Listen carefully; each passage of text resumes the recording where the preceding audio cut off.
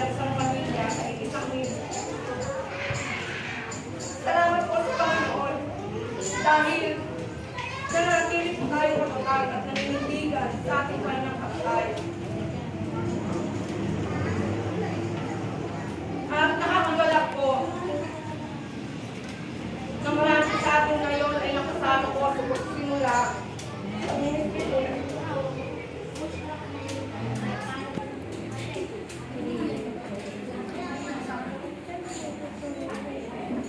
Talagang mahirap po magsimula.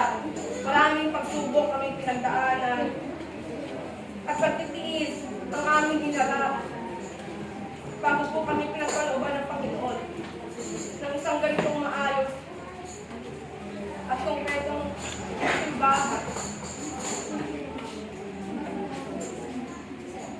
At alam po ng Panginoon at nakikita po ng Panginoon ang lahat po ng aming pinagdaanan, ng ating pinagdaanan.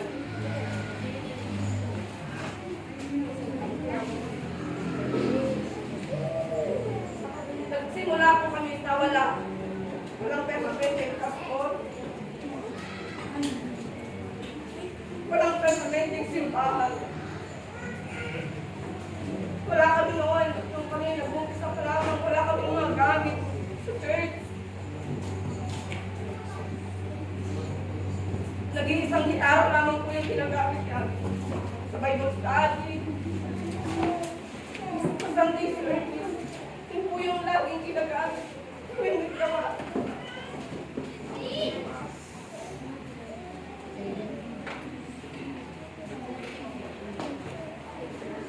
At nagpapasalamat po kami sa Panginoon.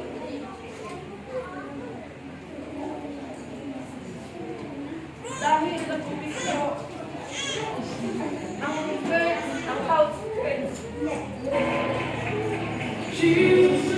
Sa buhay mo, sa pamilya po ng Viernes family, sa pamilya Viernes po.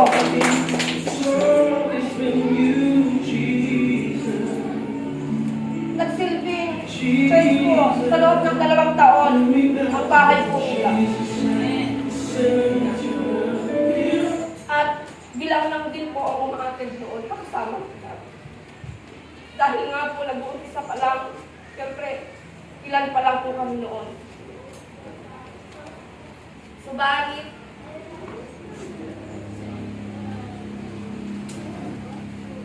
after 2 years ng house church, biniyayaan po kami ng Panginoon ng lupa.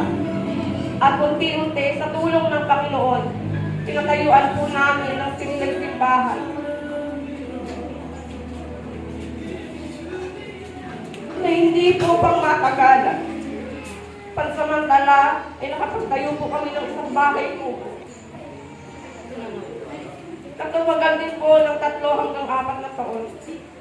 Matagal-tagal din po kami sinalba ng tubo. Pero sabi nga po, pansamantala lang.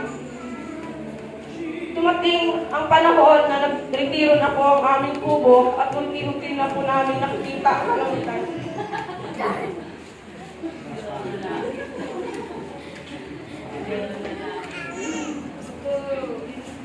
Habang po kami ay naggagawain, dumating pa nga po sa punto na umuulan po, ay kanya-kanya kami ng hanap ng masisilungan at ang iba po ay nakapayong habang naggagawain. At tumating pa nga po namin sa unasan namin nagsasanday kami, umabagyo.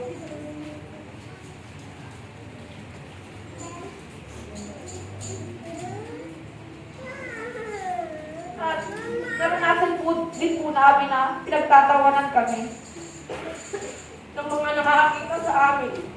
Hindi po namin alam kung naawa po sila sa kalagayan namin. Pero salamat sa Panginoon. Unti-unti po, pinagkalooban na din po kami ng Panginoon ng mga kakamban, mga instrumento, mga kapatid na nagpagamit. Dumami na din po ang mananampalataya. Binigyan din po kami ng full-timer na katuwang ng aming pastor at higit sa lahat.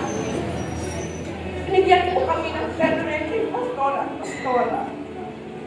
Kasi pong nag-alaga sa amin. After how many years, mga kapatid, eto na. Salamat sa Diyos na ibinigay niyang vision sa ating mahal na Panginoon.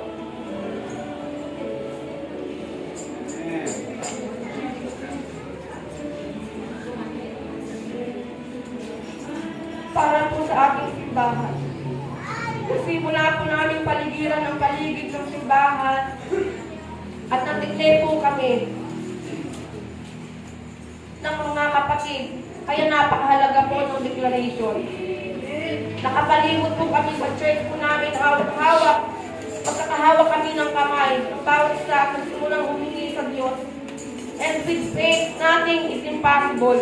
Hindi po kami mayayaman, but we are blessed. Hindi po namin kaya magpatayo ng simbahan. Bahay nga po namin. Hindi po namin maayos. But with the help of our Lord, eto na po. Unti-unti, hilay-hilay, ay nasa maayos na po tayong simbahan. Salamat po sa Diyos, hindi po kami titigil magpasalamat sa Panginoon, sa kabutihan niya sa ating mga buhay. At lagi lamang po natin tatandaan, seek ye first the kingdom of God, His right, and all those things shall be added unto you. Although marami pa kong kulang,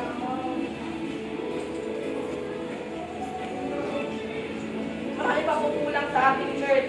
Kaya, hindi po tayo titigil na humingi sa Panginoon at panampalataya na kaya pong gawin ng Panginoon bigay sa atin ng isang napakagandang church na hiningi po natin. Hindi pa po dito natatapos yung paghingi natin ng church.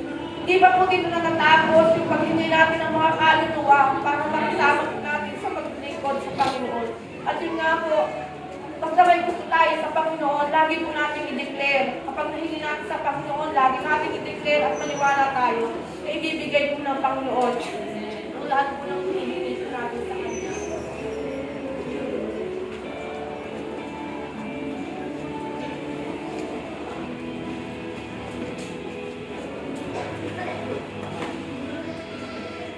Salamat po sa 9 years, Lord, ng kabutihan, katakilaan, kapayapaan. Kapanagtagan, kagalakan, kahabagan, at kapangyarihan mo sa aming buhay. Salamat sa 9 years, Panginoon, ng mga pagsubok ng matatag sa aming pananampalataya. Salamat sa 9 years, Panginoon, na pinagpala mo ang iyong anak sa lugar ng Pilapay. Tunay pong napakabuti ng Panginoon. Sa dami, sa haba ng pinagdaanan natin, ang daming pagsubok na nangyari, pero hindi po tayo pinabayaan ng Panginoon. Kailanman, hindi niya tayo iwanan at lalo natin siyang kasama. Praise God sa buhay po ng mga kapatid sa PSCF, Dilakay, Castañeda, Marikit, at ngayon po meron na po tayo sa bunga po yan sa pananalangin po ng bawat sa atin. At higit sa lahat, sa pagpapagaling ng ating mahal na pastor at si biyaya po ng Panginoon. Alam po natin niya na matagal natin humingi sa Panginoon na magkaroon ng gawain sa Rizal. In the grace of God, 9 years, meron na po tayo mga kapatid sa Rizal. Purihin po ang Panginoon. Pero tayo po na doon ng at ang lahat ng yan po ay binabalik natin ang papuri at pasalamat po sa Panginoon. Welcome po kayo lahat. Happy 9 years anniversary. To God be all the glory.